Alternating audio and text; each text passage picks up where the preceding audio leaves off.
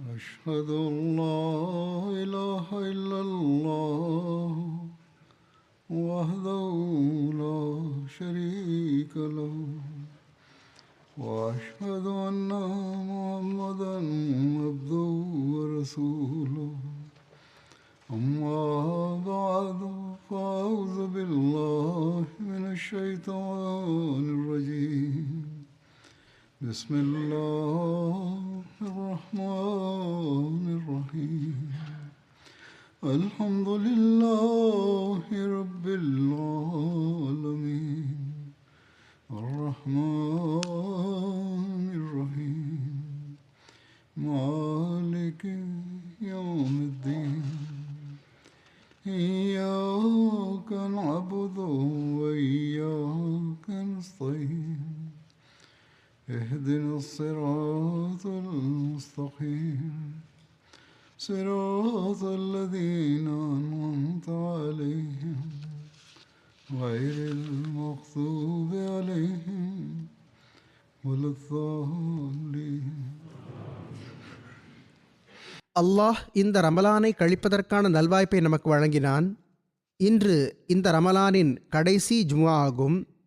அல்லாஹ் நம்மில் பலருக்கு இறை வணக்கங்கள் செய்வதற்கும் நல்வாய்ப்பு வழங்கினான், நோன்பு வைப்பதற்கும் நல்வாய்ப்பு வழங்கினான். இது அவன் நம்மீது புரிந்த பேரருளாகும். ஆனால் அத்துடன் நாம் இந்த விஷயத்தின் பக்கமும் கவனம் செலுத்த வேண்டும்.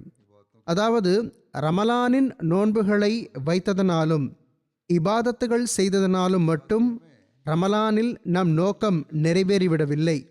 மாறாக இறைவன் நமக்கு, நீங்கள் நிரந்தரமாக என்னை வணங்கும் அடியார்களாக ஆக வேண்டும், என்னை வணங்குவதற்கான உரிமையை நிறைவேற்றுவதற்கு முயற்சி செய்ய வேண்டும் என்று அறிவுரை வழங்கியிருக்கின்றான், வழிகாட்டல் வழங்கியிருக்கின்றான்.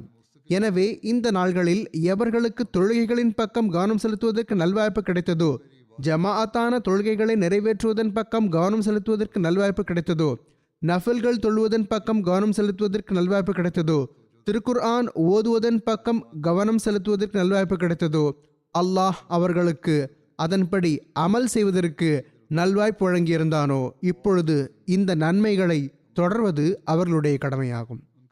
நாம் இந்த நன்மைகளை தொடர்ந்தால்தான் அல்லாஹ் ஒரு மனிதனின் படைப்பின் நோக்கமாக கூறிய அந்த நோக்கத்தை பெறக்கூடியவர்களாக நாம் ஆக முடியும்.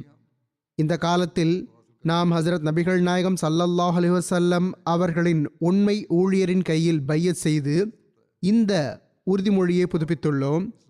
எனவே இதன்படி அமல் செய்வதற்காக நாம் இப்பொழுது நமது முழு முயற்சியை தொடர வேண்டும்.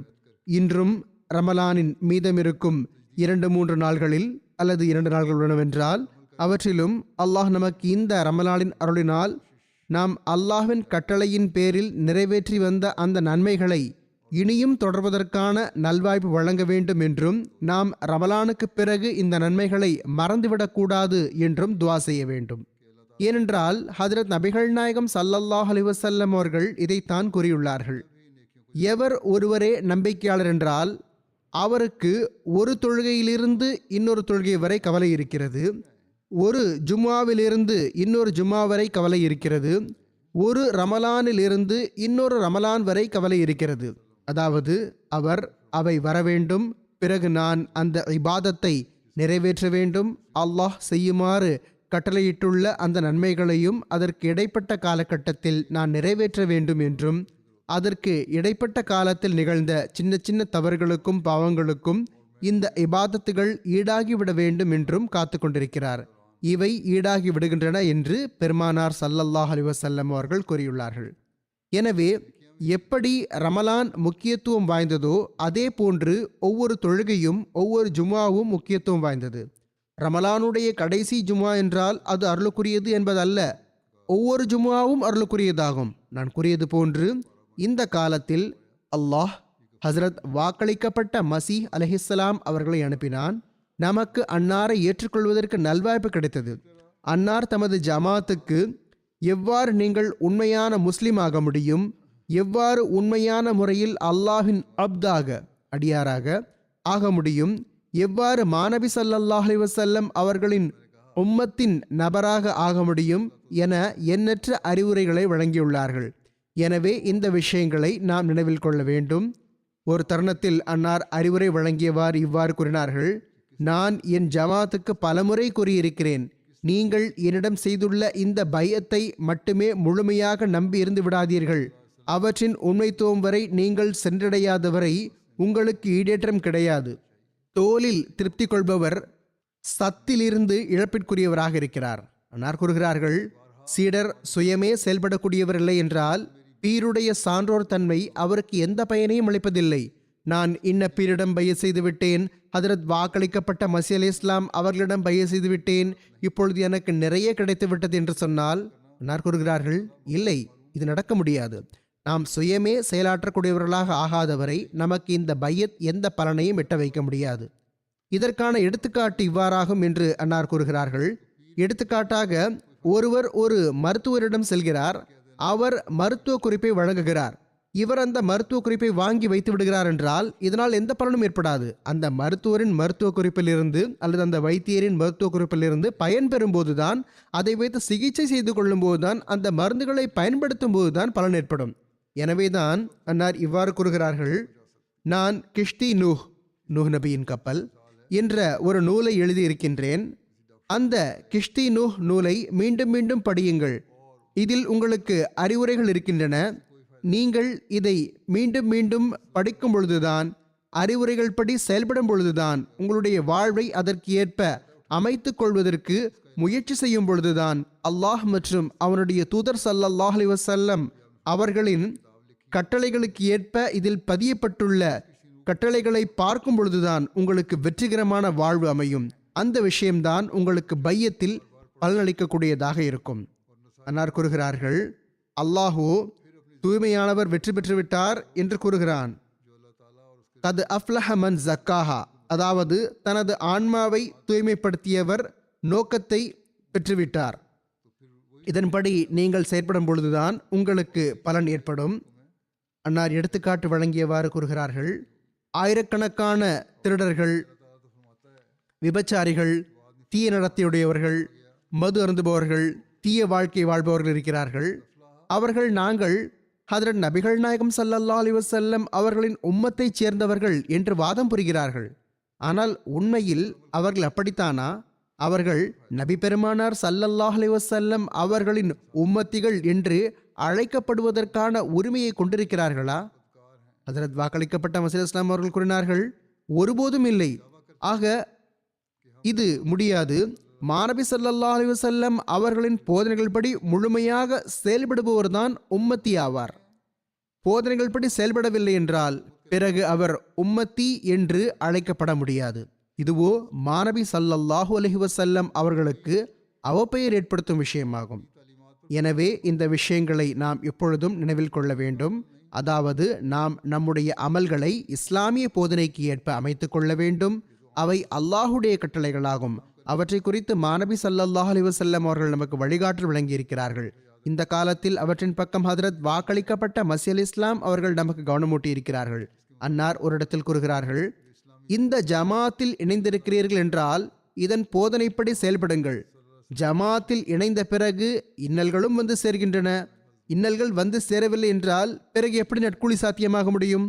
அன்னார் கூறுகிறார்கள், இறை தூதர் ஸல்லல்லாஹு அலைஹி வஸல்லம் அவர்கள் மக்காவில் 13 ஆண்டுகள் வரை துன்பங்களை சகித்துக் கொண்டார்கள். அந்த காலத்து துன்பங்கள் என்னவாக இருந்தன என்பது உங்களுக்கு தெரியவே தெரியாது. எனவே எப்பொழுதும் நினைவில் கொள்ளுங்கள், துன்பங்கள் வரத்தான் செய்கின்றன. ஆனால் மக்காவில் இந்த துன்பங்கள் சஹாபா பெருமக்களுக்கும் மாநபி ஸல்லல்லாஹு அலைஹி வஸல்லம் அவர்களுக்கும் ஏற்பட்டு கொண்டிருந்த போது அப்பொழுதும் பெருமானார் ஸல்லல்லாஹு அலைஹி வஸல்லம் அவர்கள் பொறுமை காக்குமாறு போதனை வழங்கினார்கள். இதற்கு என்ன விளைவு ஏற்பட்டது? விளைவு என்ன ஏற்பட்டதென்றால் கடைசியில் எதிரி அழிந்து போய்விட்டான். நீங்கள் பார்ப்பீர்கள், உங்களை எதிர்க்கக்கூடிய இந்த தீய மக்களும் அந்த காலத்தில் தென்பட மாட்டார்கள். இன்றைய நாள்களிலும் இதே நிலைமைகள் தான் இருக்கின்றன. இந்த ஜமாத்தை உலகத்தில் பரப்ப அல்லாஹ் எண்ணிவிட்டான். அன்னார் கூறுகிறார்கள், இந்த மக்கள் உங்களை குறைவானவர்களாக கண்டு துன்பம் கொடுக்கிறார்கள். ஆனால் ஜமாத் அதிகரித்து விடும் பொழுது இவர்கள் தாமாகவே அமைதியாகி விடுவார்கள். இதுதான் உலகத்தில் விதியாக இருந்து வந்துள்ளது. இதைத்தான் நபிமார்களின் ஜமாத்தின் வரலாறாக நாம் பார்த்து வந்துள்ளோம். அன்னார் கூறுகிறார்கள், இறைவன் நாடியிருந்தால் இந்த மக்கள் துன்பம் கொடுத்திருக்க முடியாது. துன்பம் கொடுப்பவர்கள் பிறந்திருக்க மாட்டார்கள். ஆனால் இறைவன் இவர்கள் மூலமாக பொறுமைக்கான போதனையை வழங்க விரும்புகின்றான். அல்லாஹ் எல்லா ஆற்றல்களுக்கும் சொந்தக்காரனாவான். அவனால் இந்த அநியாயக்காரர்களின் கைகளை தடுக்க முடியும். ஆனால் நம்மில் எவ்வளவு பொறுமை இருக்கிறது, நாம் அல்லாஹுடன் எவ்வளவு தொடர்பை ஏற்படுத்துகிறோம் என்று அவன் நம்மையும் சோதிக்க விரும்புகின்றான். நாம் ரமலான் நாள்களில் மட்டும் அல்லாஹை வணங்கக்கூடியவர்களாக இல்லையே, நாம் நிரந்தரமாக நம்முடைய வாழ்வில் இந்த இபாதத்துகளை நம்முடைய வாழ்வின் அங்கமாக ஆக்க விரும்புகிறோமா, ஆக்குகிறோமா? இது இல்லை என்றால் பிறகு ஒன்றுமே இல்லை. நாம் இதை செய்கிறோம் என்றால் பிறகு பொறுமையுடன் அல்லாஹின் விருப்பத்தில் திருப்தியாகவும் உள்ளோம், துஆக்களும் செய்து வருகிறோம் என்றால் அல்லாஹ் எதிரிகளிடமிருந்து நம்மை காப்பாற்றவும் செய்வான். அல்லாஹ் உங்களை இந்த இன்னல்களிலிருந்து எப்படி காப்பாற்றுவான் என்று பிறகு நீங்கள் பார்ப்பீர்கள். அன்னார் கூறினார்கள், பொறுமையும் ஓர் இபாதத்தாகும். இறைவன் கூறுகிறான், பொறுமை காக்கக்கூடியவர்களுக்கு எப்படிப்பட்ட வெகுமதிகள் கிடைக்கும் என்றால் அவற்றிற்கு கணக்கே இல்லை. அதாவது அவர்கள் மீது கணக்கற்ற அருட்கொடைகள் பொழியும். இந்த நட்கூலி பொறுமையாளர்களுக்கு மட்டுமே ஆகும். மற்ற இறை வணக்கங்களுக்கு அல்லாஹின் இந்த வாக்குறுதி இல்லை. ஒரு நபர் ஒருவரது ஜமாத்தில் வாழ்வை கழிக்கும் போது அவருக்கு துன்பத்துக்கு மேல் துன்பம் ஏற்படும் போது கடைசியில் ஆதரவளிப்பவனுக்கு தன்மானம் பொங்குகிறது.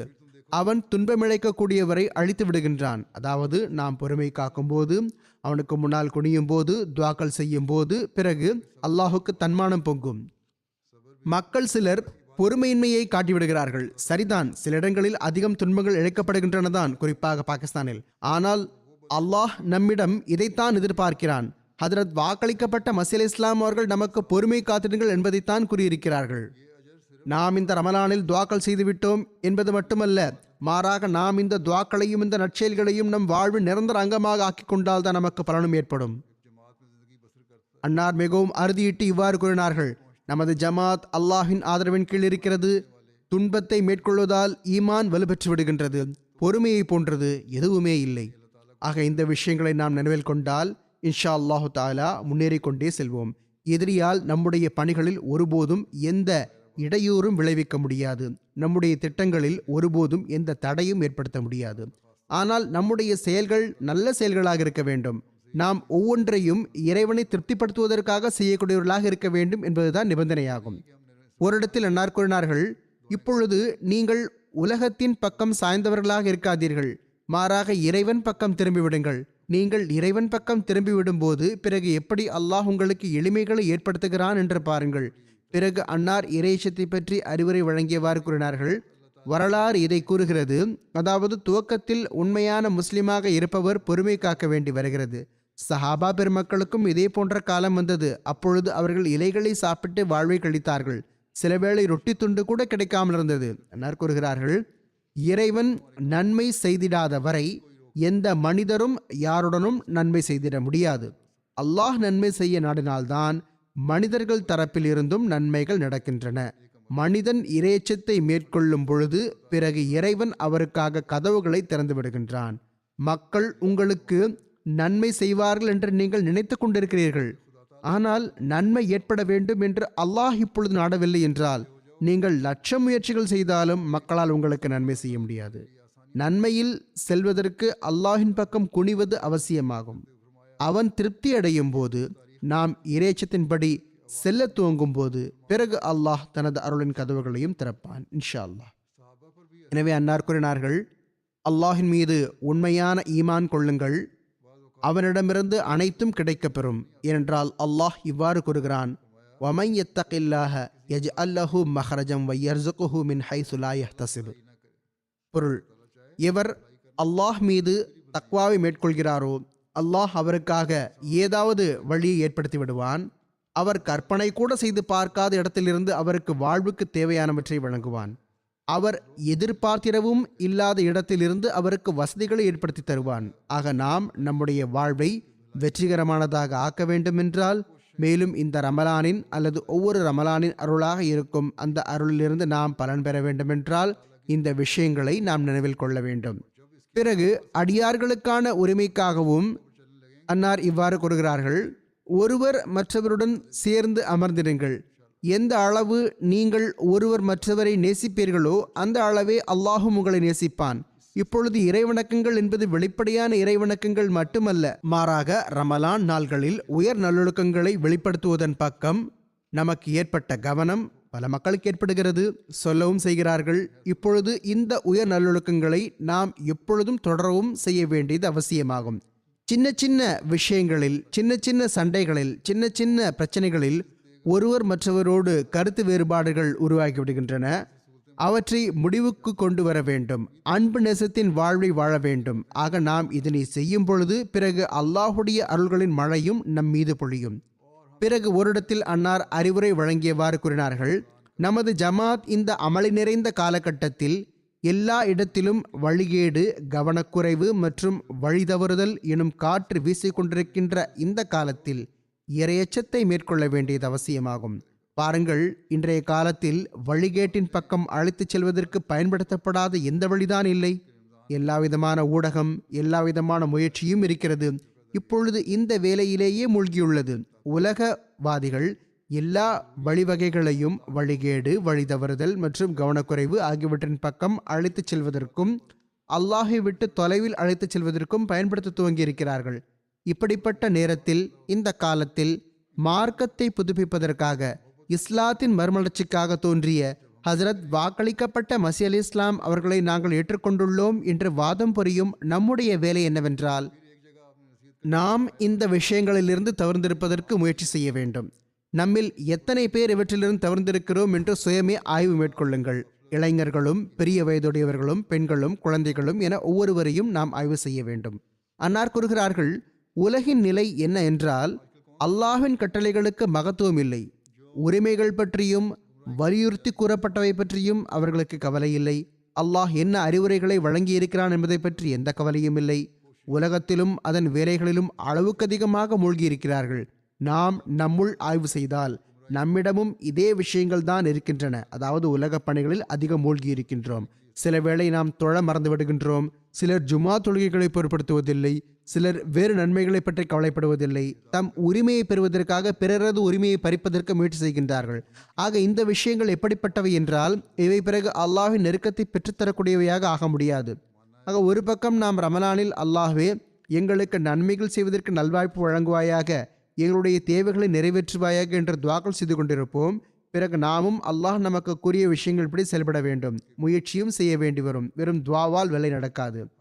அன்னார் கூறினார்கள், உலகவாதத்தில் மூழ்கிய மக்களாக இருக்கின்றார்கள். உலக ரீதியில் இழப்பு ஏற்பட்டால் மிக அதிகமாக கூச்சலிட துவங்கி விடுகின்றார்கள். அழுது புலம்பவும் கதறவும் ஆரம்பித்து விடுகிறார்கள்.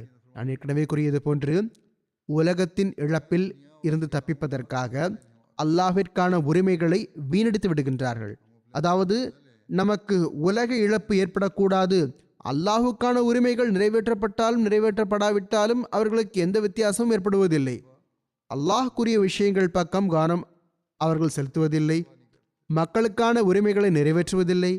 வழக்கு தொடுப்புகளில் சென்று விடுகின்றார்கள். தவறான வகை வழக்குகள் இருக்கின்றன. பிறகு ஒருவர் மற்றவரை தாழ்த்தி காட்டுவதற்காக மக்கள் இவ்வாறும் செய்து கொண்டிருப்பார்கள். அதாவது பொய் சான்றுகளை வழங்கி கொண்டிருப்பார்கள். வழக்கறிஞர்கள் கூறுவதன் அடிப்படையில் தவறான சாட்சிகள் எடுத்து வைத்துக் கொண்டிருப்பார்கள். வக்கீல்களும் பொய்யான ஆதாரங்களை கொடுக்க வைப்பதற்கு முயற்சி செய்கின்றார்கள். பொய் சாட்சிகளை முன்வைத்துக் கொண்டிருப்பார்கள். ஆக இப்படிப்பட்ட நிலையில் பிறகு எப்படி அல்லாஹ் நமக்கு தோள் கொடுப்பது சாத்தியமாகும்? அல்லாஹின் உதவியை பெற வேண்டும் என்றால் பிறகு நாம் நன்மைகளின் பக்கம் கவனம் செலுத்துவதும் அல்லாஹின் கட்டளைகள் படி அமல் செய்வதற்கு முயற்சி செய்வதும் அவசியமாகும்.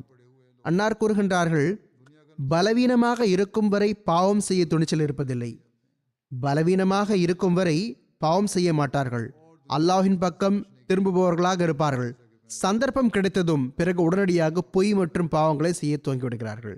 எளிமைகள், வசதிகள் ஏற்படும் பொழுது பிறகு அல்லாஹ் நமக்கு எளிமைகளையும் வசதிகளையும் வழங்கியிருக்கிறான் என்பதையும், இதற்கு முன்பு நம் நிலை எப்படி இருந்தது என்பதையும் மறந்து விடுகிறார்கள். பலவீனத்தில் நம்முடைய நன்மைகளாக இருந்த அந்த நன்மைகளை நாம் தொடர்வதுதான் அல்லாஹுக்கு நன்றி செலுத்துவதாகும். அல்லாஹ் மற்றும் அவனுடைய அடியார்களுக்கான உரிமைகளை பறிப்பதற்கு ஒருபோதும் முயற்சி செய்யக்கூடாது. உரிமையை பறிக்கிறோம் என்றால் உண்மையான இறையச்சம் இல்லை என்பதே அதற்கு காரணமாகும்.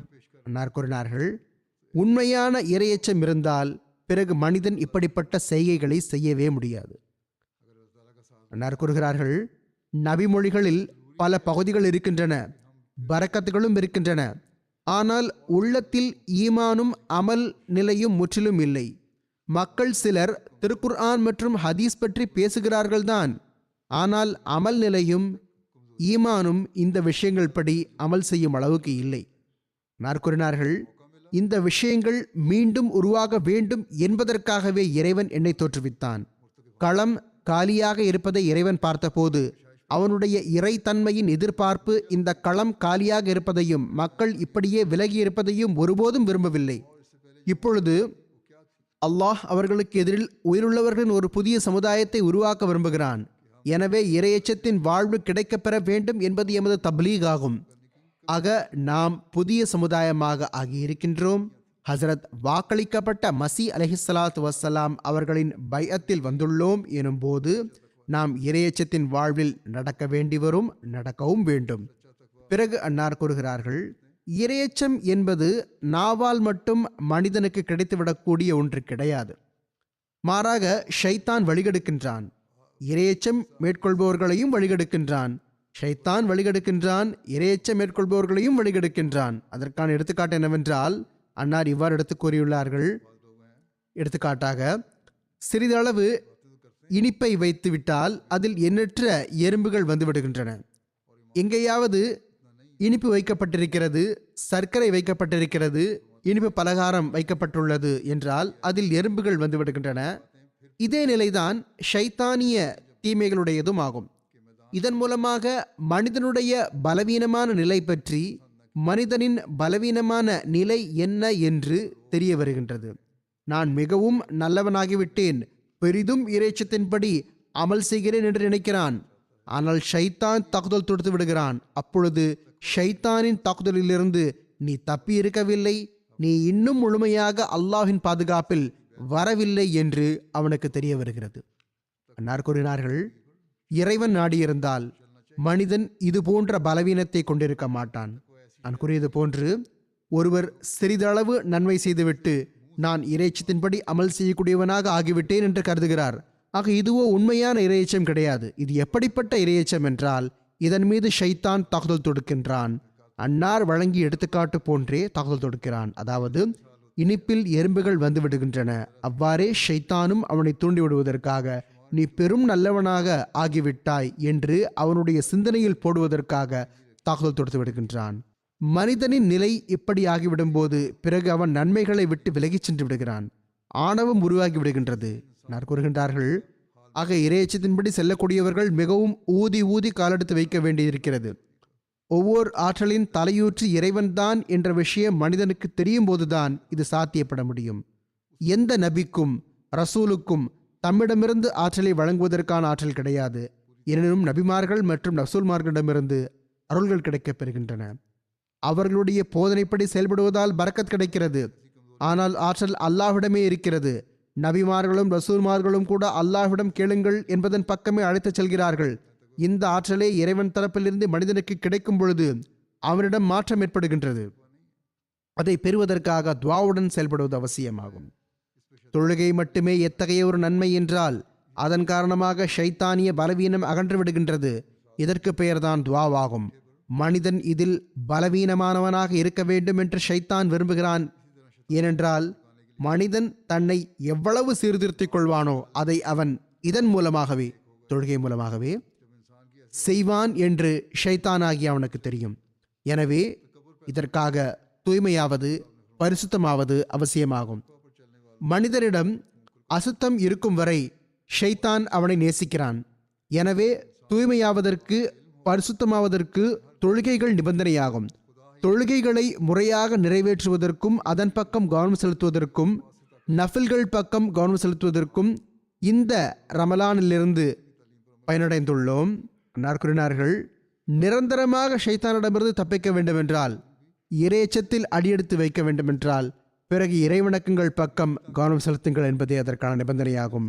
நிறுத்தி நிதானமாக செய்யப்படுகின்ற, அல்லாஹ்வின் கட்டளைகள் படி செய்யப்படுகின்ற, எவ்வித பகட்டும் வெளிக்காட்டுதலும் இல்லாத இபாதத்தாக அது இருக்க வேண்டும். இப்படிப்பட்ட இபாதத்துகள் இருக்கும் பொழுது பிறகு மனிதன் எப்பொழுதும் ஷைத்தானின் தாக்குதல்களிலிருந்து தப்பித்திருப்பான், அல்லாஹ்வின் அடைக்கலத்தில் இருப்பான். பிறகு அன்னார் இறையச்சத்தை பற்றி இதையும் கூறினார்கள். இறையச்சம் உடையவராவதற்கு அவசியமானது என்னவென்றால், பெரிய விஷயங்களான விபச்சாரம், திருட்டு, உரிமைகளை செலுத்தாமல் இருத்தல், வெளிக்காட்டுதல், ஆணவம், ஏளனமாக கருதுதல், கருமித்தனம் ஆகியவற்றை விடுவதில் உறுதியாக இருக்க வேண்டும். தீயொழுக்கங்களை விட்டு தவிர்ந்து அவற்றிற்கு நிகராக நல்லொழுக்கங்களில் முன்னேற வேண்டும். இந்த விஷயம் இறையச்சத்துக்கு அவசியமானதாகும். அதாவது பெரிய தீமைகளான, தரம் தாழ்ந்த ஒழுக்கங்களான, மட்டமான விஷயங்களான அவற்றிலிருந்து விலகி இருக்க வேண்டும். ஆனால் இவ்வளவு மட்டும் போதாது, மாறாக இதற்கு நிகராக நல்லொழுக்கங்கள் உருவாக வேண்டும். பிறகுதான் உண்மையான இறையச்சமாகும். தீமைகளை மட்டும் அகற்றிவிடாமல் நன்மைகளிலும் அடியெடுத்து வைப்பது அசல் விஷயமாகும். தீய ஒழுக்கங்களை முடிவுக்கு கொண்டு வருவதும் நல்லொழுக்கங்களை மேற்கொள்வதும் தான் அசல் விஷயமாகும். தீமைகளிலிருந்து தவிர்ந்திருப்பது மட்டும் இறையச்சம் கிடையாது.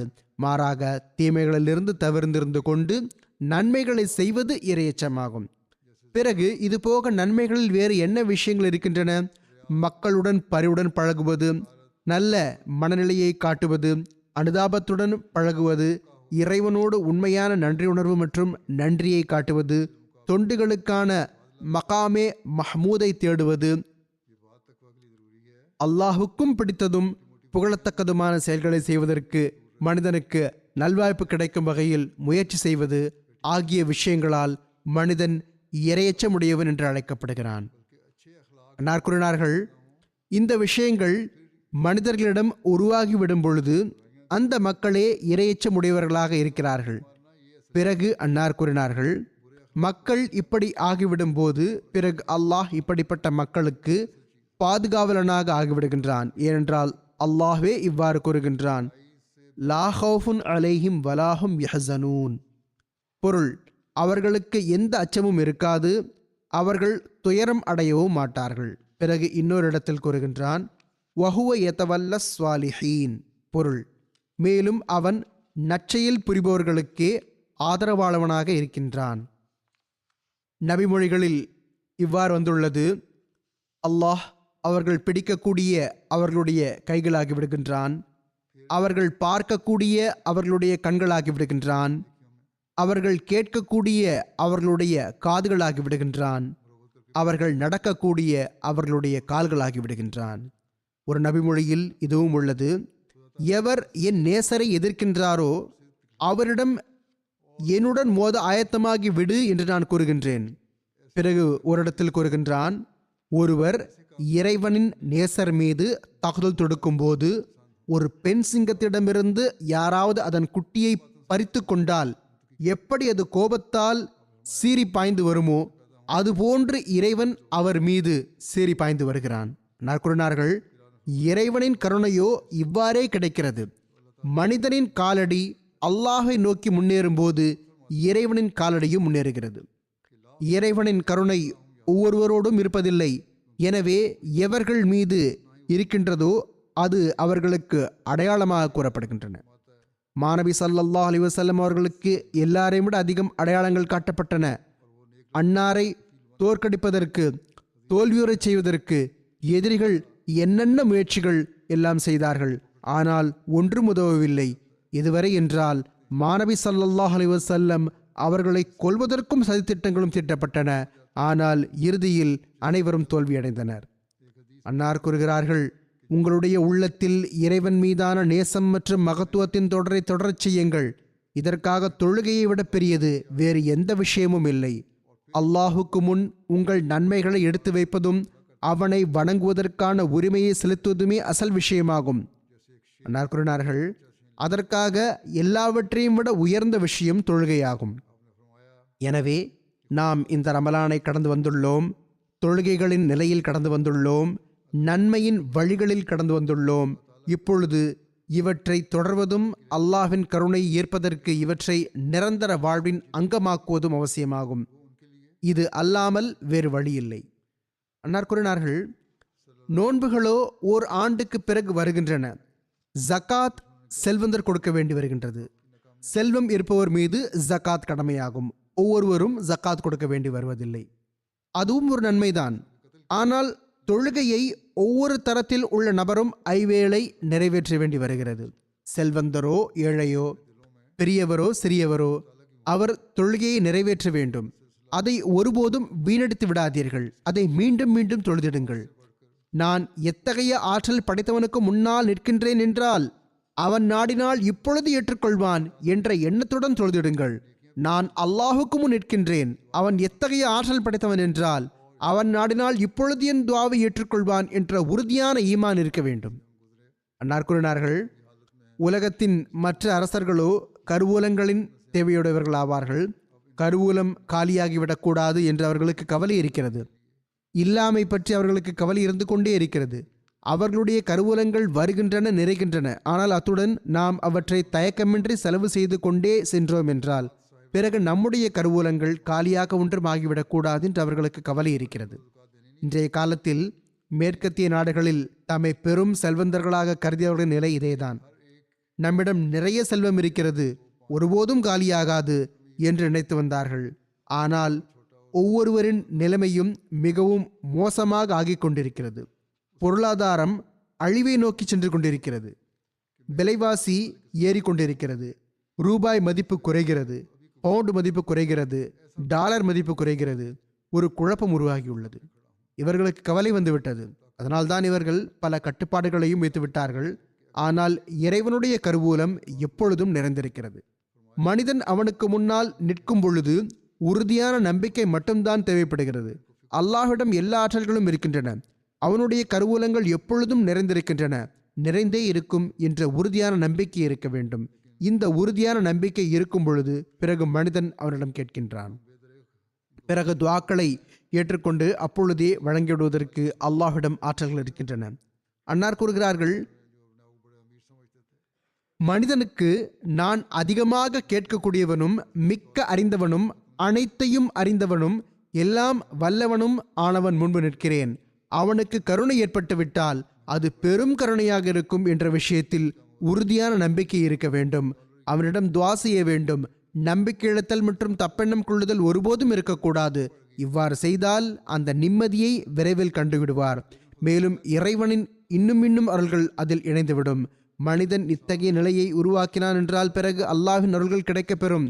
சுயம் இறைவனும் கிடைப்பான். ஆக இது வழிமுறையாகும். இதை கடைபிடிக்க வேண்டும். ஆனால் அநீதி இழைக்கும் தீயவனின் துஆ ஏற்றுக்கொள்ளப்படுவதில்லை. ஏனென்றால் அவன் இறைவனை பொருட்படுத்தாமல் இருக்கின்றான். மகன் ஒருவன் தந்தையை பொருட்படுத்தவில்லை என்றால், நட்பேறு இல்லாத மகனாக இருந்தால் தந்தை அவனை பொருட்படுத்தாதது போன்று இறைவன் ஏன் பொருட்படுத்த வேண்டும்? எனவே அன்னார் கூறினார்கள், நமது ஜமாத் இறைவனுடன் உண்மையான தொடர்பை உருவாக்க வேண்டும். தமது ஈமானிய ஆற்றல்களை உறுதியான நம்பிக்கை வரை எட்ட வைப்பதற்கு முயற்சி செய்ய வேண்டும். இந்த நோக்கத்திற்காகவே நான் வந்துள்ளேன். இந்த நோக்கத்தை பெறுவதற்கு முயற்சி செய்யவில்லை என்றால் பிறகு அன்னார் கூறினார்கள், என்னிடம் பைஅத் செய்ததற்கு எந்த பயனும் இல்லை. எனவே நாம் நம்முடைய நன்மைகளை அதிகரித்து கொண்டே செல்வதற்கு முயற்சி செய்ய வேண்டும். அல்லாஹுடன் சிறப்பான தொடர்பு ஏற்படுத்திக் கொள்ள வேண்டும். இதுவே நமது வாழ்வின் நோக்கமாகும். இதுவே ஜமாத்தின் முன்னேற்றத்தில் நமக்கு பலனளிக்கக்கூடிய விஷயமாகும். இதுவே நம்மை பிரச்சனைகளிலிருந்து இன்னல்களிலிருந்து காப்பாற்றக்கூடியதாகும் இன்ஷா அல்லாஹ். இதன் மூலமாகவே ஜமாத் முன்னேற்றம் அடைந்து அல்லாஹ் வாக்குறுதி அளித்த அந்த தரம் வரை சென்றடைந்துவிடும். அன்னார் கூறினார்கள், வாக்களிக்கப்பட்ட மசீஹின் பணிகளில் முதலாவதோ அல்லாஹ் மாணவி ஸல்லல்லாஹு அலைஹி வஸல்லம் அவர்களின் காலத்தில் காட்டிய அடையாளங்களின் தொடர்ச்சியாகவே இப்பொழுதும் அடையாளங்களை காட்டுகிறான் என்பதேயாகும். தானே முன்னேற்றத்திற்கான அடையாளங்களை காட்டுகிறான், இப்பொழுதும் காட்டிக்கொண்டே செல்கிறான். அன்னார் கூறினார்கள், அல்லாஹ் நம்முடைய துஆக்களை செவியேற்கக்கூடியவன், அதற்கு பதிலும் அளிக்கிறான். நம்முடன் அவனது உதவியும் இருக்கிறது என்பதை நிரூபிப்பதற்காக அல்லாஹ் இந்த அடையாளங்களை காட்டுகிறான். பிறகு அன்னார் கூறினார்கள், எனது வருகைக்கான இரண்டாவது நோக்கம் இறைவனுடன் அடியார்களுக்கு தொடர்பை ஏற்படுத்துவதும் ஆகும். ஒரு செயலோ அல்லாஹுடையதாகும். ஹஜ்ரத் வாக்களிக்கப்பட்ட முஸ்லிம் அவர்கள் கூறுகிறார்கள், ஒரு செயலோ அல்லாஹுடையதாகும். அதை அவன் மாணவி ஸல்லல்லாஹு அலைஹி வஸல்லம் அவர்களிடம் வாக்களித்திருந்தான். அதை அவன் வழங்குகிறான். இரண்டாவது, நாம் அவனுக்கு நன்றி செலுத்தும் அடியார்களாக ஆக வேண்டும். அவனை வணங்குவதற்கான உரிமையை செலுத்தக்கூடியவர்களாக ஆக வேண்டும். நம்முடைய ஈமானில் முன்னேறக்கூடியவர்களாக இருக்க வேண்டும் என்ற பொறுப்பை அல்லாஹ் நமக்கு வழங்கியிருக்கிறான். இது நடக்கும்போதுதான் அல்லாஹ்வின் அருள்களை நாம் பெறுபவர்களாக ஆவோம். ஹசரத் வாக்களிக்கப்பட்ட மசி அலி இஸ்லாம் அவர்களின் பையத்தில் வருவதில் நமது நோக்கமாக இருக்கின்ற அந்த பையத்தின் உரிமையை செலுத்தக்கூடியவர்களாக ஆவோம். நற்கூறினார்கள், நமது ஜமாத்திற்கு தேவையான விஷயமாவது அவர்களுடைய ஈமான் அதிகரிக்க வேண்டும். அல்லாஹ்வின் மீது உண்மையான உறுதியான நம்பிக்கையும் இறை ஞானமும் உருவாக வேண்டும். நற்செயல்களில் சலிப்பும் சோம்பேறித்தனமும் இருக்கக்கூடாது. ஏனென்றால் சோம்பேறித்தனம் இருந்தால் பிறகு ஒருவர் தஹஜ்ஜுத் தொழுவது என்ன, ஒலு செய்வதும் ஓர் இன்னலாக தென்படுகிறது. நற்செயல்களுக்கான ஆற்றல் உருவாகவில்லை என்றால், நன்மையில் ஒருவர் முந்திச் செல்வதற்கான உத்வேகம் இல்லை என்றால், பிறகு நம்முடன் தொடர்பை ஏற்படுத்துவது பலனற்றதாகும். நீங்கள் உங்களிடம் மாற்றத்தை ஏற்படுத்தவில்லை என்றால், நன்மைகளை செய்வதில் ஓர் உத்வேகத்தை ஏற்படுத்தவில்லை என்றால், அல்லாஹ்வின் இபாதத்தை உருவாக்குவதற்கான உத்வேகத்தையும் உயர் நல்லொழுக்கத்தை காட்டுவதற்கான உத்வேகத்தையும் உருவாக்கவில்லை என்றால், பிறகு என் பையத்தில் வந்ததற்கு எந்த பலனும் இல்லை. அன்னார் கூறினார்கள், நம்முடைய போதனைகளை தனது செயல் விளக்கமாக ஆக்கிக் கொள்பவர் தனது துணிவு மற்றும் முயற்சிக்கு ஏற்ப அதன்படி செயல்படுபவர்தான் நமது ஜமாத்தில் நுழைகிறார். ஆனால் எவர் பெயர் மட்டும் வைத்துக்கொண்டு போதனைகள் படி செயல்படுவதில்லையோ அவர் நினைவில் கொள்ளட்டும், இறைவன் இந்த ஜமாத்தை ஒரு சிறப்பான ஜமாத்தாக ஆக்க எண்ணியுள்ளான். எந்த நபரும் பெயர் எழுத வைப்பதனால் மட்டும் ஜமாத்தில் இருக்க முடியாது. அவருக்கு ஏதாவது ஒரு நேரம் எப்படிப்பட்டதாக வருகிறது என்றால் அவர் பேரிழந்த தன்மையால் பிரிந்து விடவும் முடியும், பிரிந்தும் விடுவார். எனவே இயன்ற அளவு உங்களுக்கு வழங்கப்படும் போதனைக்கு ஏற்ப உங்களுடைய அமல்களை ஆக்கிக் கொள்ளுங்கள். அன்னார் கூறினார்கள், நற்செயல்கள் இறக்கைகளை போன்றவையாகும். நற்செயல்கள் இல்லாமல் மனிதன் ஆன்மீக படித்திரங்களுக்காக பறக்க முடியாது. பறவைகள் இறக்கைகளால் காற்றில் பறப்பது போன்று அமல்களும் ஆன்மீக படித்திரங்களை உயர்த்துவதற்கு அவசியமானதாகும். அமல்கள் இருந்தால்தான் மனிதன் மேலே பறக்க முடியும், அல்லாஹுக்கு அருகில் செல்ல முடியும். இல்லை என்றால் மனிதன் ஆன்மீக படித்திரங்களை பறக்க முடியாது. இல்லை என்றால் மனிதன் ஆன்மீக படித்திரங்களை பெற பறக்க முடியாது. அவற்றின் கீழ் அல்லாஹ் வைத்திருக்கும் அந்த உயர் நோக்கங்களை பெற முடியாது.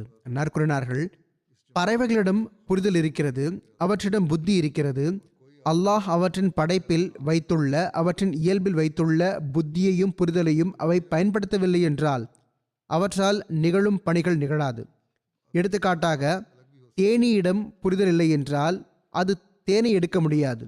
இவ்வாறே தூது புறாக்கள் இருக்கின்றன. தூது செய்தியை எடுத்துச் செல்லும் புறாக்கள் அவை முன்னர் பெரிதும் பயன்படுத்தப்பட்டு வந்தன. அவை தமது புரிதலை ஓரளவுக்கு பயன்படுத்த வேண்டி வருகிறது. எவ்வளவு தொலைதூர சேருமிடங்களை அவை கடக்கின்றன, கடிதங்களை கொண்டு சேர்க்கின்றன. இவ்வாறே பறவைகளிடம் வினோதமான வேலைகள் வாங்கப்படுகின்றன. ஆக முதலில் அவசியமானது என்னவென்றால், மனிதன் தனது புரிதலை பயன்படுத்த வேண்டும். நாம் செய்யப்போகும் செயல் அல்லாஹ்வின் கட்டளைகளின் கீழ் அவனுடைய திருப்திக்காக இருக்கிறதா இல்லையா என்று சிந்திக்க வேண்டும். இதை பார்த்த பிறகு, புரிதலுடன் செயல்பட்ட பிறகு கைகளிடம் வேலை வாங்க வேண்டிய தேவையுள்ளது. பிறகு செயல் ரீதியில் தம் கைகளை அசைப்பது அவசியமாகும். முதலில் நாம் இதை செய்ய வேண்டுமா, இது நன்மையான செயலா, இவற்றிற்கு நல்ல விளைவுகள் ஏற்படுமா, இவை அல்லாஹ்வின் கட்டளைகளுக்கு ஏற்ப இருக்கின்றனவா இல்லையா என்று சிந்திக்க வேண்டும். புத்தியை பயன்படுத்த வேண்டும். அடுத்து அதற்கு பிறகு அதன்படி அமல் செய்ய வேண்டும். சோம்பேறித்தனமும் கவனக்குறைவும் காட்டக்கூடாது. எனினும் போதனை சரிதானா என்று பார்த்து கொள்ள வேண்டும். சில வேளை போதனை சரியாக இருக்கிறது, ஆனால் மனிதன் தனது அறியாமையால், அறிவீனத்தால் அல்லது வேறு யாருடைய தீங்கு விளைவித்தல் அல்லது தவறான கூற்றால் ஏமாற்றத்திற்கு ஆளாகி விடுகிறான். இதுவும் நடக்கிறது. சில வேளை ஷைத்தான் ஏமாற்றம் அளித்து சென்று விடுகிறான். அந்த போதனை தொடர்பாகவே ஏமாற்றம் கிடைத்து விடுகிறது. புரிவது அவனுக்கு அவசியமாகும். எனவே அஹ்மதி ஒருவருக்கு தன்னுடைய நற்செயல்களை செய்வதற்கு மிகவும் அவசியமானது என்னவென்றால், அல்லாஹ்வின் நெருக்கத்தை பெறுவதற்கு முயற்சி செய்ய வேண்டும். யோசிக்க வேண்டும். மனதில் எதுவும் இல்லாமல் யோசிக்க வேண்டும். முதலில் ஆய்வு செய்ய வேண்டும். பிறகு அதில் ஆழ்ந்து கவனம் செலுத்த வேண்டும். துஆ செய்ய வேண்டும். பிறகு அமல் செய்ய வேண்டும். பிறகு நான் அல்லாஹ்வின் விருப்பத்தை பெற வேண்டும் என்பதே நோக்கமாக இருக்க வேண்டும். ஆக நாம் இந்த விஷயங்கள் படி அமல் செய்பவர்களாக ஆகும்போதுதான் நாம் ஹதரத் வாக்களிக்கப்பட்ட மஸீஹ் அலைஹிஸ் ஸலாம் அவர்களிடம் செய்த பைஅத்தின் நோக்கத்தை நிறைவேற்றக்கூடியவர்களாக இருப்போம். பிறகு ஓரிடத்தில் அன்னார் நம்முடைய இபாதத்துகளின் தரத்தை உயர்த்துவதற்காக அறிவுரை வழங்கியவாறு இவ்வாறு கூறினார்கள்: அல்லாஹை நேசிப்பதில் முழுமையாக பங்கு பெறுங்கள். அதனாலேயே உண்மையான ஓரிறைமை உருவாகும். அதற்காக எங்களுக்கு அல்லாஹின் மீது நேசம் உள்ளது, அவனுடைய ஓரிறைமையை நிலைநாட்ட விரும்புகிறோம் என்று நீங்கள் ஒப்புதல் கூறுகின்ற அதே வேளையில் அதை உண்மைப்படுத்துவதும் அவசியமாகும். அதற்காக பிறகு அல்லாஹுக்கு முன் விழுவதும் அழுது புலம்புவதும் அவசியமாகும். இந்த விஷயங்கள் இருக்கும்போதுதான் நாம் உண்மையான ஓரிரை கொள்கையை நிறைவேற்றக்கூடியவர்களாகவும் அதன்படி செயல்படக்கூடியவர்களாகவும் அதை பரப்பக்கூடியவர்களாகவும் இருப்போம். அல்லாஹின் மீது நேசம் கொள்வதன் பொருள் என்ன என்பதை விளக்கியவாறு அன்னார் கூறினார்கள், இதுவே இதன் பொருளாகும். அதாவது உங்களுடைய பெற்றோர், உங்களுடைய துணைவியார் அதாவது மனைவி, உங்களுடைய பிள்ளைகள், உங்களுடைய ஆன்மா ஆகிய அனைத்தின் மீதும் அல்லாஹின் திருப்தியை முதன்மையானதாக ஆக்கிக் கொள்ள வேண்டும். ஆக திருக்குர்ஆனில் இவ்வாறு வருகிறது, ஃபஸ்குருல்லாஹ கதிக்ரிக்கும் ஆபாஅக்கும் அவ் அஷத்த ஸிக்ரா. அதாவது நீங்கள் உங்களுடைய தந்தைமார்களை நினைவு கூறுவது போன்று அல்லாஹை நினைவு கூறுங்கள், அதற்கும் மேலாக அதை விடவும் அதிகமாகவும் கடுமையான தரத்தின் நேசத்துடனும் நினைவு கூறுங்கள். அன்னார் கூறினார்கள், இங்கு இந்த விஷயமும் ஆழ்ந்து கவனம் செலுத்த வேண்டியதாகும். வல்ல இறைவன் நீங்கள் இறைவனை தந்தை என்று அழைக்குமாறு கட்டளையிடவில்லை, மாறாக கிறிஸ்தவர்களைப் போன்று உங்களுக்கு ஏமாற்றம் ஏற்பட்டுவிடக்கூடாது என்று அவன் கற்றுக் கொடுத்திருக்கின்றான். எனவே உங்களுக்கு கிறிஸ்தவர்களைப் போன்று ஏமாற்றம் ஏற்பட்டுவிடக்கூடாது, இறைவனை தந்தை என்று அழைக்கக்கூடாது என்பதற்காக இதை கூறினான். பிறகு தந்தையை விட குறைவான தரத்தின் நேசமாகிவிட்டதே என்று யாராவது ஒருவர் கூறினால் அந்த ஆட்சேபனை அகற்றுவதற்காக அஷத்த ஸிக்ரன் என்ற சொல்லை வைத்து விட்டான். அஷத்த ஸிக்ரன் அதைவிட அதிகமாக நினைவு கூறுதல் இல்லாமல் இருந்திருந்தால் ஆட்சேபனை ஆகியிருக்க முடியும். ஆனால் இப்பொழுது அவன் அதை தீர்த்து விட்டான். அதாவது அல்லாஹ் கூறுகிறான், தந்தையை விட அதிகமாக நினைவு கூறுங்கள். என்னார் கூறுகிறார்கள், உண்மையான ஓரிறைமையை நிலைநாட்டுவதற்கு இறைவன் மீதான நேசத்திலிருந்து முழுமையாக பங்கு பெறுவது அவசியமாகும். அமல் ரீதியான பகுதியில் நீங்கள் முழுமையாக ஆகிவிடாத வரை இந்த நேசம் நிரூபணமாக முடியாது. வெறும் வாயால் இந்த விஷயம் நிரூபணமாவதில்லை. ஒருவர் சர்க்கரையின் அல்லது கற்கண்டின் பெயரை சொன்னால் அதனால் வாய் இனித்து விடாது. இனிப்பின் பெயரை சொல்வதனால் மட்டும் வாய் இனித்து விடாது. இனிப்பின் பெயரை கூறுவதனால் ஒன்றும் வாய் இனித்து விடாது. ஒருவரிடம் நட்பு கொண்டிருப்பதாக ஒருவர் நாவால் சாட்சி பகர்கிறார், ஒப்புதல் கூறுகிறார். ஆனால் இன்னல் மற்றும் நேரம் வரும்போது அவருக்கு உதவவில்லை என்றால், கை கொடுப்பதை விட்டும் விலகியிருந்தால் உண்மையான நண்பராக ஆக முடியாது. இவ்வாறே அல்லாஹ்வின் ஓரிறைமை பற்றி நாவால் மட்டும் ஒப்புதல் கூறிவிட்டு அவன் மீதான நேசம் பற்றியும் நாவளவிலான ஒப்புதல் மட்டுமே இருக்கிறது என்றால் எந்த பலனும் கிடையாது. மாறாக இது நாவால் ஒப்புதல் கூறுவதற்கு பதிலாக செயல் எனும் பங்கை அதிகம் எதிர்பார்க்கிறது. நாவால் ஒப்புதல் கூறுவது ஒன்றுமற்றது என்பது இதற்கு பொருள் அல்ல. கூறினார்கள், எனது நோக்கம் என்னவென்றால் நாவால் ஒப்புதல் கூறுவதுடன் சேர்த்து அமல் ரீதியிலான உண்மைப்படுத்துதல் அவசியமாகும். எனவே இறைவழியில் உங்கள் வாழ்வை அர்ப்பணிப்பது அவசியமாகும். இதுவே இஸ்லாமாகும். இந்த நோக்கத்திற்காகவே நான் அனுப்பப்பட்டுள்ளேன். எனவே இறைவன் இந்த நோக்கத்திற்காக ஓடச் செய்துள்ள அந்த நீரூற்றின் பக்கம் எவர் வருவதில்லையோ அவர் நிச்சயம் இழப்பிற்குரியவராக இருப்பார். ஹஜ்ரத் வாக்களிக்கப்பட்ட மஸீஹ் இஸ்லாம் அவர்கள் கூறுகிறார்கள், அல்லாஹின் ஓரிறைமை நிலைநாட்டுவதற்காக உங்கள் வாழ்வை இப்படி அமைத்துக் கொள்ளுங்கள். ஒருவர் வாழ்வை அர்ப்பணித்துவிட்டு ஜமாத்திற்கு தொண்டாற்ற வருகிறார் என்பது அவசியம் அல்ல. மாறாக பொருள் என்னவென்றால், அல்லாஹ்வின் தூது செய்தியை எட்ட வைப்பதற்காக, போதனைப்படி அமல் செய்வதற்காக உங்கள் வாழ்வுதனை அர்ப்பணித்து விடுங்கள். நம் வாழ்வு அல்லாஹுக்காக இருக்கிறது என்பது வெளிப்படும் வண்ணம் அதை அமைத்துக் கொள்ளுங்கள். உங்கள் வாழ்வுதனை இவ்வாறு அமைத்துக் கொள்வீர்களாயின் அப்போதுதான் வெற்றி பெறுவீர்கள். நற்குறினார்கள், இதை உங்கள் வாழ்வின் நோக்கமாக புரிந்திடுங்கள். அதாவது நாம் உலகை மட்டும் சம்பாதித்திடக்கூடாது. மாறாக ஹஜ்ரத் வாக்களிக்கப்பட்ட மஸீஹ் இஸ்லாம் அவர்களின் பையத்தில் வந்து நாம் அல்லாஹ்வின் ஓரிறைமையை உலகில் நிலைநாட்டுவதற்கு, பரப்புவதற்கு இயன்ற அளவு எல்லா முயற்சிகளையும் செய்ய வேண்டும். இந்த சிந்தனை இருக்கும்போது ஜமாத் நபர் ஒவ்வொருவரும் தனது பங்களிப்பை செலுத்தி கொண்டிருப்பார். அல்லாஹ்வின் ஓரிறைமையின் கொடியை உலகில் பறக்கச் செய்வதற்கும் உலகில் பரப்புவதற்கும் பெருமானார் ஸல்லல்லாஹு அலைஹி வஸல்லம் அவர்களின் கொடியின் கீழ் கொண்டு வருவதற்கும் முயற்சி செய்து கொண்டிருப்பார். ஆக இந்த ரமலானில் நாம் இபாதத்கள் பக்கம் கவனம் செலுத்துவோம், உயர் நல்லொழுக்கங்கள் பக்கம் கவனம் செலுத்துவோம், நன்மைகளை செய்வதன் பக்கம் கவனம் செலுத்துவோம், அல்லாஹ்வின் ஓரிறைமையை பரப்புவதன் பக்கம் கவனம் செலுத்துவோம் என்று நாம் உறுதியெடுத்து கொண்டுள்ள அதே வேளையில் பிறகு அதற்காக நாம் முயற்சியும் செய்ய வேண்டி வரும். மேலும் இந்த முயற்சி இந்த ரமலான் முடிவதுடன் மட்டும் முடிந்துவிடக்கூடாது. மாறாக ஆண்டு முழுவதும் தொடர வேண்டும். இது ஆண்டு முழுவதும் இருக்கும்போது பிறகே நம் வாழ்வின் நோக்கமான அந்த நோக்கத்தை பெறக்கூடியவர்களாக நாம் ஆக முடியும். இது இல்லை என்றால் பிறகு இறைவன் வழிகாட்டல் படி, அவனது கட்டளைப்படி, ஹதரத் ரசூலுல்லாஹ் ஸல்லல்லாஹு அலைஹி வஸல்லம் அவர்களின் கட்டளைப்படி அமல் செய்தவாறு நாம் ஹதரத் வாக்களிக்கப்பட்ட மஸீஹ் இஸ்லாம் அவர்களிடம் செய்துள்ள பையத்துக்கு எந்த நோக்கமும் இருக்காது. நம்மால் அந்த நோக்கத்தை பெற முடியாது. அன்னாரின் பையத்தில் வருவதனால் நமக்கு கிடைக்கக்கூடிய அந்த விஷயங்களால் நாம் பலன் பெற முடியாது. எனவே நாம் எப்பொழுதும் நினைவில் கொள்ள வேண்டிய விஷயமாவது, நாம் பையத்தில் வந்து நம்மிடம் ஒரு சிறப்பான மாற்றத்தை உருவாக்க வேண்டும். இந்த ரமலானில் நாம் செய்த துவாக்களை, நாம் பெற்ற நன்மைகளை வாழ்வு முழுவதன் அங்கமாக ஆக்குவதற்கு முயற்சி செய்ய வேண்டும். ஹதரத் வாக்களிக்கப்பட்ட மஸீஹ் இஸ்லாம் அவர்கள் ஒரு இடத்தில் கூறுகிறார்கள், உலகவாதிகளைப் போன்று இருப்பீர்களாயின் அதனால் எந்த பலனும் ஏற்படாது. நீங்கள் எனது கையில் தௌபா செய்துள்ளீர்கள். எனது கையில் தௌபா செய்வது ஒரு மரணத்தை நாடுகிறது. இதன் மூலம் நீங்கள் புதிய வாழ்வில் இன்னொரு பிறப்பை பெறக்கூடும். பையத் உள்ளத்தால் இல்லையென்றால் அதற்கு எந்த விளைவும் கிடையாது. நீங்கள் என்னிடம் பையத் செய்வதன் மூலம் உள்ளத்தால் ஒப்புதல் இருக்க வேண்டும் என்று இறைவன் நாடுகிறான். ஆக எவர் உண்மையான உள்ளத்துடன் என்னை ஏற்றுக்கொள்கிறாரோ, தன்னுடைய பாவங்களிலிருந்து உண்மையான முறையில் தௌபா செய்கிறாரோ, அவருடைய பாவங்களை, அதிகமாக பாவங்களை மன்னிக்கக்கூடியவனும் மேன்மேலும் கருணை காட்டக்கூடியவனுமாகிய இறைவன் கண்டிப்பாக மன்னித்து விடுகின்றான். அவர் தாயின் வயிற்றிலிருந்து வந்தது போன்று ஆகிவிடுகிறார். அப்பொழுது வானவர்கள் அவரை பாதுகாக்கின்றனர். அன்னார் இவ்வாறு எடுத்துக்காட்டு வழங்கினார்கள். ஒரு கிராமத்தில் ஒரு நல்ல மனிதர் இருக்கிறார் என்றால் அல்லாஹ் அவரது நன்மையை கருத்தில் கொண்டு அதற்காக அந்த கிராமத்தை அழிவிலிருந்து காப்பாற்றி விடுகின்றான். ஆனால் அழிவு வரும்போது பிறகு எல்லார் மீதும் விழுகிறது. ஆனால் பிறகும் அவன் தன் அடியார்களை ஏதாவது ஒரு விதத்தில் காப்பாற்றி விடுகிறான். ஒருவர் கூட நல்லவர் என்றால் அவருக்காக மற்றவர்கள் காப்பாற்றப்படுகிறார்கள் என்பதே இறைவனின் நடைமுறையாகும். எனவே இன்றைய காலத்தில் இருக்கும் உலகின் நிலைமைகளில் நாம் குறிப்பாக நம்மை காப்பாற்றுவதற்கும் நம் வழித்தோன்றல்களை காப்பாற்றுவதற்கும் முயற்சி செய்யக்கூடிய அதே வேளையில் உலகத்தை காப்பாற்றுவதற்கும் முயற்சி செய்ய வேண்டும். ஓரிரை கொள்கையை உலகில் பரப்புவதற்கு முயற்சி செய்ய வேண்டும். மாணவி ஸல்லல்லாஹு அலைஹி வஸல்லம் அவர்களின் கொடியின் கீழ் கொண்டு வருவதற்கு முயற்சி செய்ய வேண்டும். அதே வேளையில் அதற்காக நாம் நம்மிடம் ஒரு சிறப்பான மாற்றத்தை நிரந்தரமாக உருவாக்க வேண்டி வரும். நிரந்தரமான துவாக்களை நம் வாழ்வின் அங்கமாக ஆக்க வேண்டி வரும். அப்போதுதான் நாம் நம்மையும் பாதுகாத்து கொள்ள முடியும், உலகத்தையும் பாதுகாப்பாக வைக்க முடியும்.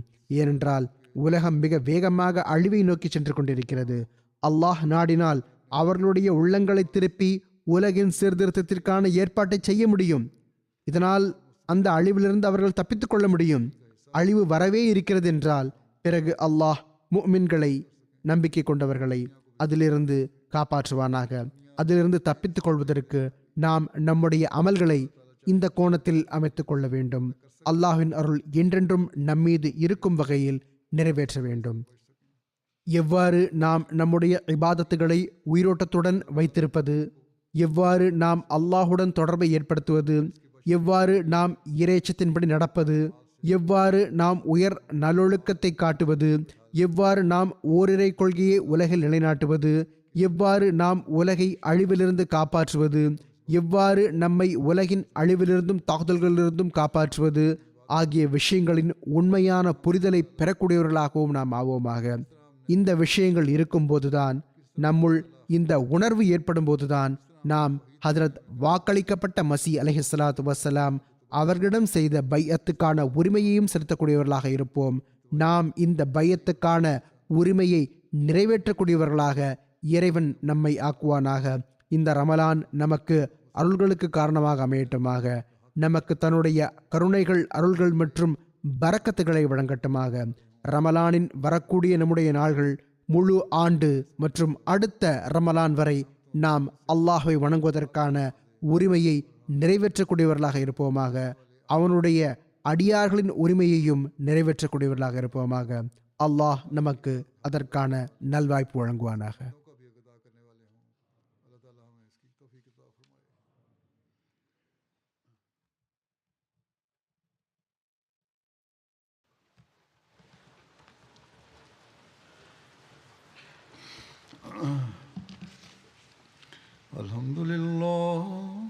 Alhamdulillah, nahmaduhu wa nasta'inuhu wa nastaghfiruh wa nu'minu bihi wa natawakkalu alayh ونعوذ بالله من شرور أنفسنا ومن سيئات أعمالنا من يهده الله فلا مضل له ومن يضلل فلا هادي له ونشهد أن لا إله إلا الله ونشهد أن محمدا عبده ورسوله عباد الله رحمكم الله إن الله يأمر بالعدل والإحسان وإيتاء ذي القربى وينهى عن الفحشاء